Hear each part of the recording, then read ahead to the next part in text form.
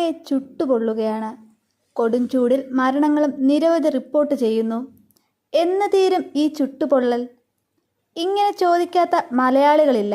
മുമ്പെങ്ങും നാട് കണ്ടിട്ടില്ലാത്ത വിധമാണ് ചൂട് കൂടുന്നത്. കേരളത്തിൽ ഉഷ്ണതരംഗം പുതിയ വാക്കാണ്. എന്നാൽ ഉത്തരേന്ത്യയിൽ ഉഷ്ണതരംഗം പുതുമയുള്ള കാര്യമല്ല. 2017 ഇന്ത്യൻ കാലാവസ്ഥാ നിരീക്ഷണ കേന്ദ്രം കേരളത്തിൽ ആദ്യമായി ഉഷ്ണതരംഗം പ്രഖ്യാപിച്ചത്. പാലക്കാട് ജില്ലയിൽ ഒരു തവണ മാത്രമായിരുന്നു അത്. ഇപ്പോഴുള്ള അത്രയും കാഠിന്യം അന്നുണ്ടായിരുന്നില്ല. ഉഷ്ണതരംഗവുമായി ബന്ധപ്പെട്ടുള്ള മരണവും കേരളത്തിൽ നേരത്തെ ഉണ്ടായിട്ടുമില്ല. ഇത്തവണയാണ് അതിൻ്റെ വ്യാപ്തി വർദ്ധിക്കുന്നതും പാലക്കാട്, തൃശൂർ, കൊല്ലം ജില്ലകളിൽ അലർട്ട് പ്രഖ്യാപിക്കേണ്ടി വന്നതും. പാലക്കാട് 41.8 ഡിഗ്രി സെൽഷ്യസ് ആണ് ഔദ്യോഗികമായി ചൂട് രേഖപ്പെടുത്തിയിരിക്കുന്നത്. താപമാപിനികൾ സ്ഥാപിച്ചിട്ടില്ലാത്ത സ്ഥലങ്ങളിൽ, പ്രത്യേകിച്ച് ടൗൺ പ്രദേശങ്ങളിൽ ഇതിൽ കൂടുതൽ ചൂട് അനുഭവപ്പെടാൻ സാധ്യതയുണ്ട്.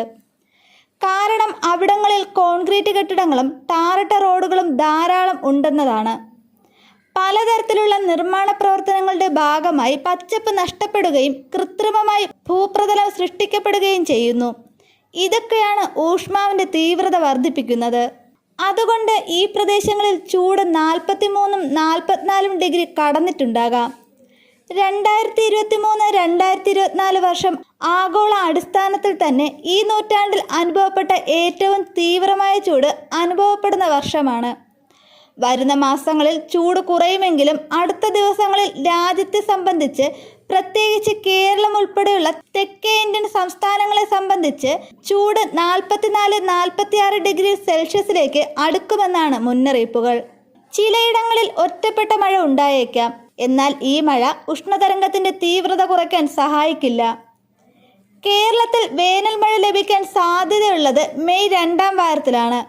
അതോടൊപ്പം തന്നെ ചില സ്ഥലങ്ങളിൽ വേനൽ മഴ ഉള്ളതുകൊണ്ട് ഹ്യൂമിഡിറ്റിയുടെ അളവ് 50% ഇപ്പോൾ താപവും ഈർപ്പവും കൂടിച്ചേർന്ന് അപകടകരമായ അവസ്ഥയിലേക്കാണ് അന്തരീക്ഷം എത്തിച്ചേരുന്നത്.